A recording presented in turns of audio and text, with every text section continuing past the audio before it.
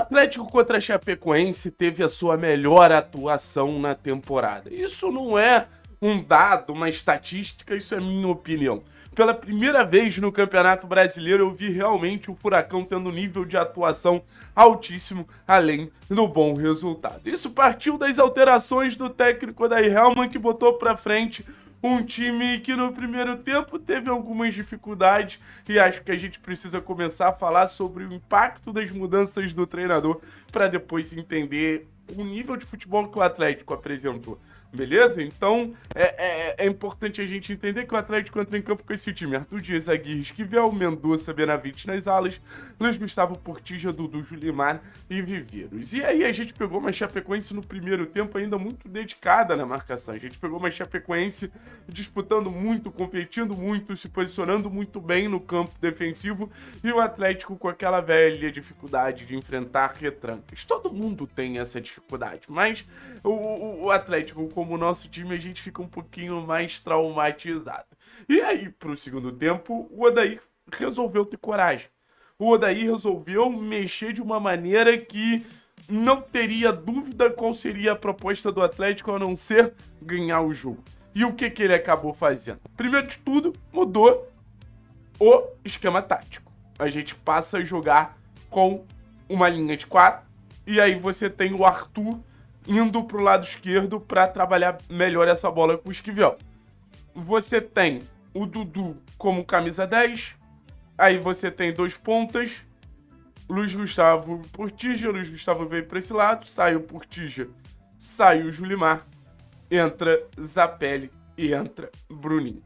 E aí essa escalação, cara, é uma escalação extremamente agressiva, é uma escalação extremamente ousada, e é uma escalação que traz para o time algo muito importante, que são pontos de talento ao longo de todo o campo.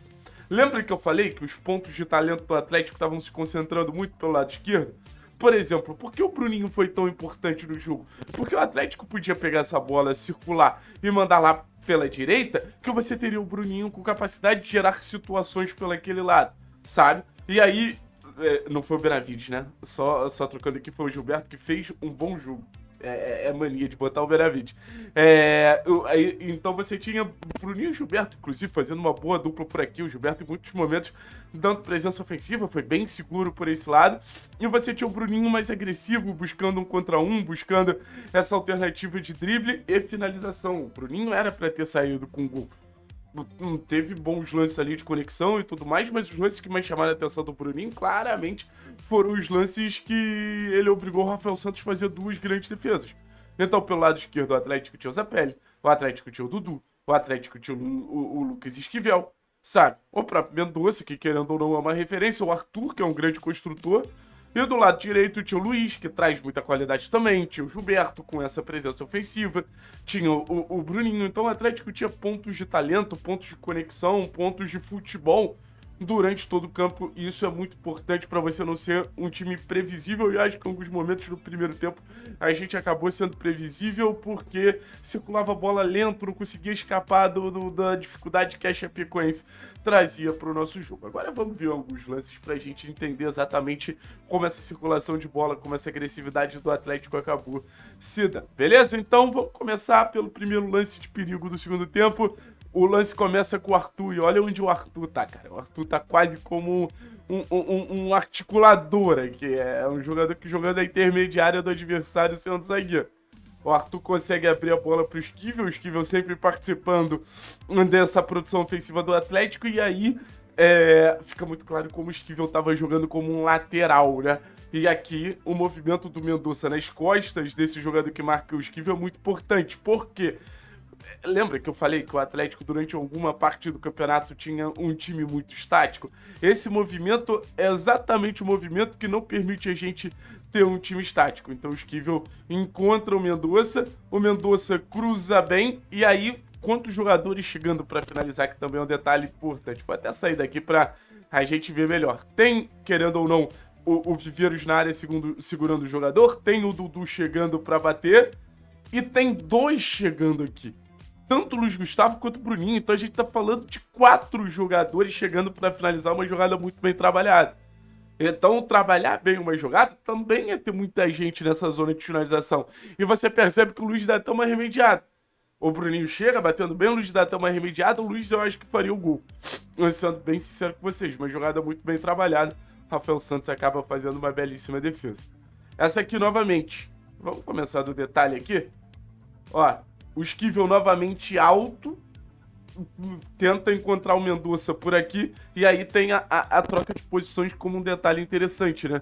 Porque você tem o Mendonça puxando a marcação pro lado e abrindo espaço pro o Viveiros abrindo a marcação pro lado e dando espaço aqui pro Mendonça. Então você tem uma mudança do centroavante do ponto ali para essa zona mais perto do gol. Viveiros leva esse cara aqui, tá claro, e o Mendonça vem por uma faixa central, você tem o Dudu por aqui. Então você ataca com muita gente, você tem muito volume, sabe? E o que acaba acontecendo? O Bruninho, que tava lá na ponta, e dá pra dizer que ele tava um pouquinho escondido, e não escondido porque ele tava se anulando do jogo, escondido no sentido de ser um jogador que não tava necessariamente despertando a atenção da marcação, ele aparece, acaba finalizando, obrigando o goleiro dos caras a fazer uma defesaça. E aí começa o lance dos gols, né? E o lance dos gols é muito interessante, assim, o Atlético estourando pelo meio, o Atlético fazendo, assim, bonitos gols, bonitas conexões. Começa com o Zapelli quebra a linha no Viveiros. Ótimo passe aqui do Zapelli pro Viveiros. O Viveiros saindo da referência mais uma vez. A gente já tinha visto no lance anterior. E aqui você tem o Viveiros com a opção de passe do Dudu, exatamente o que ele faz. O Dudu em progressão, tá? O Dudu em nenhum momento para receber. O Dudu sempre andando pra frente. O Dudu recebe essa bola e vai procurar o Viveiros. O Viveiros está atrás, mas vai chegar na frente. Mostrando, porra, a potência física dele. Obriga o goleiro a fazer uma grande defesa, gol do Mendonça. E aqui, mais uma vez, um golaço. Ó, Esquivel na frente do Mendonça, tá? Pra gente perceber como o Odair realmente liberou o Esquivel pra ele progredir. O Zapelli na origem da jogada como volante. Eu ainda lamento muito a gente perder um jogador com essa qualidade do Zapelli. O Zapelli encontra o João Cruz e o João Cruz faz essa sacanagem aí. O gol do Viveiros. O passe do João Cruz é um absurdo, tá? O passe do João Cruz é loucura, assim.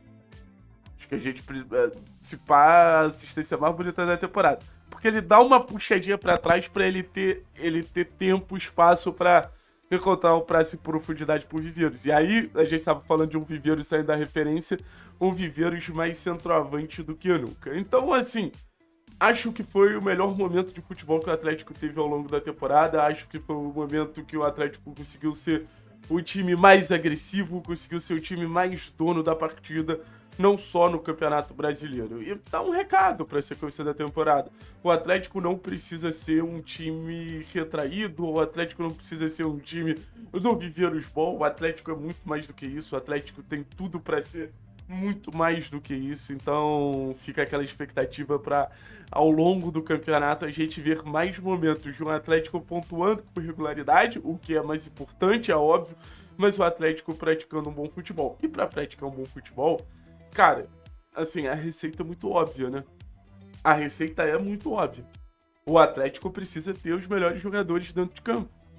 Então, assim, Zapelli, pelo menos enquanto estiver aqui, precisa jogar na posição dele de volante e precisa ter mais minutagem que Jadson, precisa ter mais minutagem que Portilla.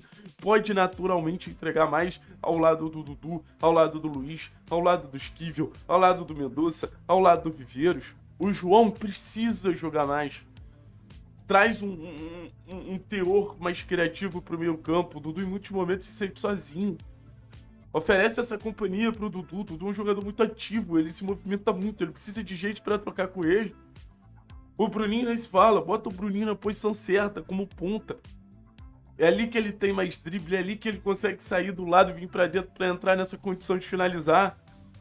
Então, é um Atlético de boas ferramentas. É um Atlético que mostra que pode fazer um bom campeonato brasileiro e é um Atlético que mostra que pode ter um bom futebol. Eu acho que existem jogos que, óbvio, que o nosso foco vai ser pontuar, mas existem jogos que o nosso foco vai ser ter a maturidade para ter uma boa atuação. E o Atlético não teve uma boa atuação contra a Chapecoense. O Atlético teve uma ótima atuação contra a Chapecoense, meu povo.